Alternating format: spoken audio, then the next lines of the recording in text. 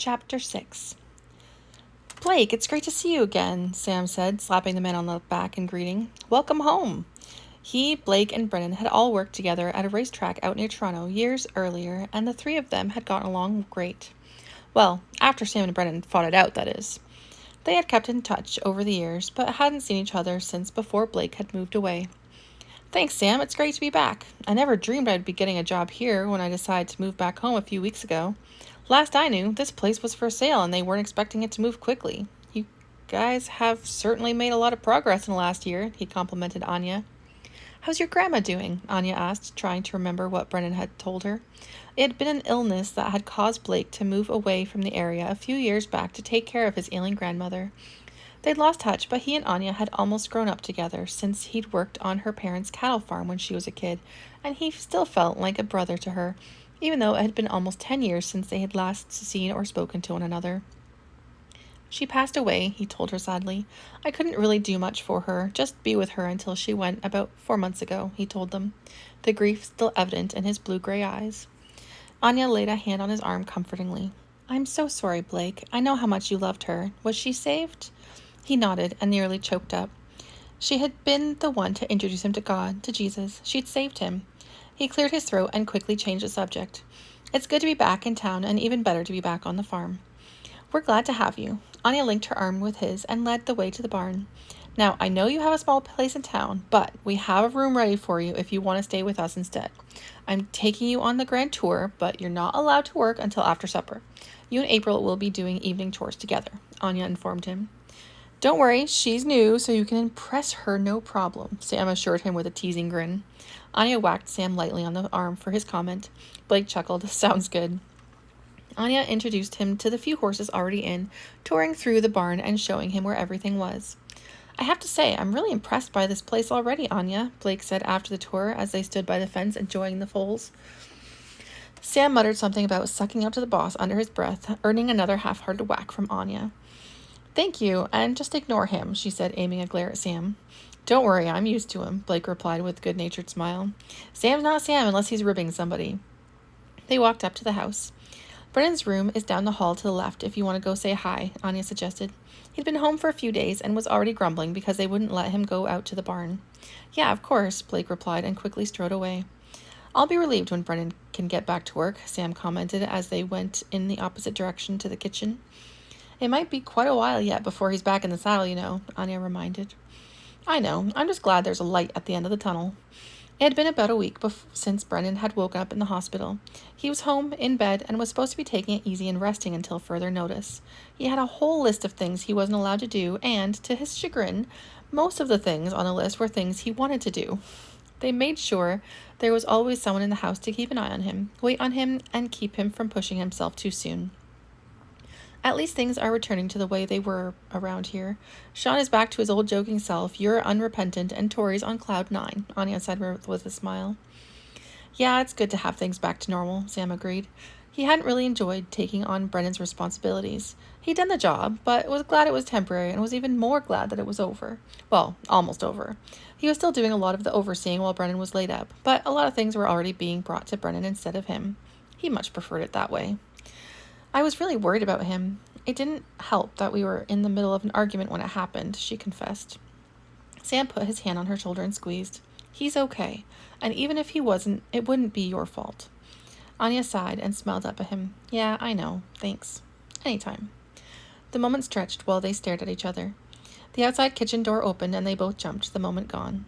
Hey guys, Sam, could you give me a hand with sugar? April asked, referring to her Appaloosa in training.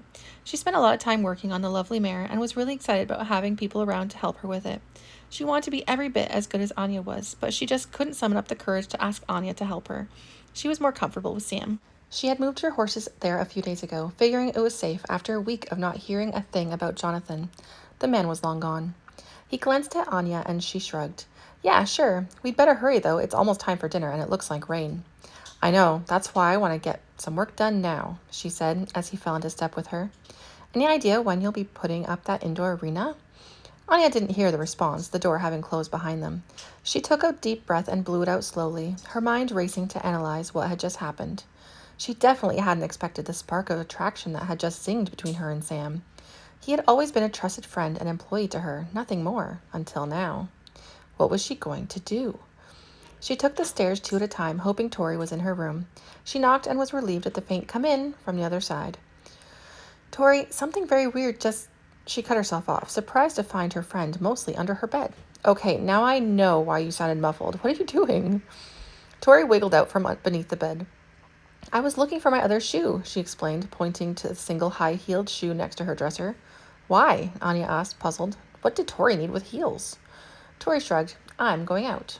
You going out? Where? Why? With who? I think I'm insulted, Tori said with a laugh. Yes, definitely insulted. What exactly does that mean? You just never go out, that's all, and you hate wearing heels. True. I guess I just missed the crush of people and loud noise and all the other perks of the city. Anya was shocked. You actually want to go to the city? Tori laughed and absently groped under the bed for the missing heel. It's not like I'm pining away for it. I just wouldn't mind taking a day, Go shopping, see a movie, all the things we never do because we're too tired and are putting every penny into this place. She made a gesture to encompass the entire farm, then sighed. I just want to spend a few pennies on me, just for fun, just for once. With the extra hands around the place, I feel like it's safe to take some time to go out and enjoy myself. Yeah, okay, I guess I can understand that. Who's going with you? Tori grinned and triumphantly held up the missing heel, used it to point to Anya. You are. Anya immediately shook her head. Oh no, not a chance. Take someone else. Anyone else. I know I hate shopping, hate the crush of people and loud noise, and I especially hate city driving. So no way. Oh, you're coming, and you're going to dress up, put makeup on, and wear heels too. Don't worry, I'll drive. Can we at least put it off until tomorrow? Warn everybody that we won't be here and make sure everything won't fall apart while we're gone. Tori sighed her disappointment, but nodded. Yeah, okay. That'll give us time to find out what movies are playing. She got up and put the shoes together, then began going through her closet for something to wear with them. So, what were you saying when you came in? Oh yeah, something weird happened downstairs with Sam. Tori looked at Anya and narrowed her eyes. What kind of weird? There was a moment, Tori, a moment of utter silence while we gazed into each other's eyes, she described, adding a poetic flair for Tori's sake. Wow, seriously? With Sam of all people? What does that mean, Sam of all people? What's wrong with Sam? Anya asked, perplexed by Tori's attitude. Nothing's wrong with Sam. I just never really thought of him with you. Brendan maybe, but not Sam. Anya laughed. Brendan, really? Brendan's like a brother to me. I can't even imagine him like that. Tori shrugged and pulled out a dress and held it up in front of herself. What do you think? Anya eyed it critically. It was a deep burgundy red with slanted frilled hemline and a single strap. Are you going shopping or out clubbing? Tori eyed it again. Yeah, you're right. Too fancy for a girl's day. I just really want to wear the heels. So wear them, just with a more casual ensemble. Anya returned logically. Tori put the dress back and continued flipping through her clothes. Now that I think about it, I think you and Sam could be really good together. Where did that come from? Anya asked, suddenly surprised by the sudden turnaround. Well, I was thinking about it, and you two kind of fit. I mean, you're both hardcore horse people, and he was really there for you with the whole Jonathan thing. When Brennan was in the hospital, it was you he was the most concerned about. I think he's kind of into you. Anya didn't know what to say to that. She'd never had a real relationship with anyone. She'd been on a few dates here and there, sure, but they had never been serious, never been more than just dipping her toe in the dating pond. Her focus had always been on her horses, on building the ranch. What should I do? She asked, knowing Tori was more experienced than she was.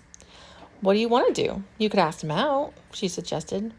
Me ask a guy out? Anya laughed. I don't think so. I guess I'm old-fashioned. I want him to make the moves. She took a deep breath and huffed it out. I guess I'll just wait. See if there are any more moments. Tori nodded, not surprised. Anya was definitely old-fashioned. It was one of the things Tori admired about her, even though she didn't understand it. Why don't you do casual? She asked curiously. Anya shrugged. I don't want to waste time on a guy who isn't serious about me. You know what I believe. Tori knew Anya was a Christian and followed the teachings of the Bible. She knew Anya wasn't interested in sex with a man that she wasn't married to. Yeah, I guess I just think of all that as more like guidelines, not strict rules. Well, to me they are. I want to please God more than a random guy. If a man can't or won't respect my choices, he's not worth it, she said firmly. Yeah, I know. What does everyone else talk about when they're doing chores together? April wondered out loud as she and Blake head out together to bring in the horses after dinner. Who? The other people who work here. Blake frowned at her, unsure where she was going with her strange question. I don't know what you're talking about. He grabbed a lead rope and they went out to the pasture. There was a routine with bringing in the horses, and they adhered to it, bringing in Boulder first, then the mares and foals, followed by the main herd. The boarders' horses were already in, as were April's. Once the rest of the horses were in, they split up, April to feed and Blake to refill the water buckets. Do they always send out a guy and a girl together? April asked when they were at the same stall. She dumped the grain into Slate's feed bucket and leaned against the wall while the mare ate. I don't know, April. This is literally my first day here. She ignored the annoyance in his tone.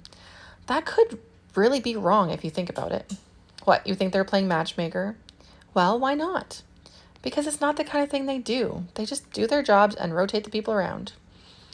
But why do they put guys and girls together? He sighed and gave her a "you are crazy" look. Well, okay, so I may be overreacting. Ya think? He asked sarcastically, laughing at her. April glared at him. What? I think it's funny. You have these crazy notions and apparently have no problem sharing them with an absolute stranger. Are you always this crazy? April's face was flushed with embarrassment. He was right. She was acting crazy. She just met him and she couldn't seem to think of anything to say, so she just came out with whatever thought went through her mind. It could happen, she insisted, mentally banging her head against the wall. Well, I think it's crazy. What's crazy, Blake? Anya asked, having entered the barn unnoticed. Don't scare me like that, Anya, Blake exclaimed, nearly dropping the hose in his surprise. Sorry. April is crazy. She thinks Sam is some kind of matchmaker who put us together with ulterior motives. Anya nearly doubled over with laughter. That's the funniest thing I've heard in days. Where on earth did you come up with an idea like that, April? I guess I'm just gifted, she muttered, struggling to identify and control her runaway thoughts and emotions. You bet you are. Anya was still grinning as she went down the aisle to Boulder's stall and greeted the handsome stallion. April finished dishing out the grain and went to Anya's side to sigh over Boulder. He's just so gorgeous, she enthused. Can he be ridden? Anya nodded and handed Boulder a carrot with a carefully flat palm. Regardless of how well trained he was still a stallion, and if you weren't careful, you could get hurt no matter how good-natured.